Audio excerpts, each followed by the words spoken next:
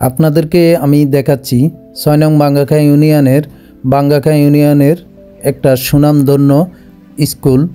সেখানে অনেক দিন পর আসছি, আসার পরে আমি ড্রোন ক্যামেরার মাধ্যমে আপনাদেরকে ভিডিও চিত্রটি দেখাচ্ছি। যদি আপনাদের ভালো লাগে তাহলে আমার পাশে থাকবেন, আমি সামনে আরও নিত্য নতুন ভিডিও আপনাদেরকে দেখাবো।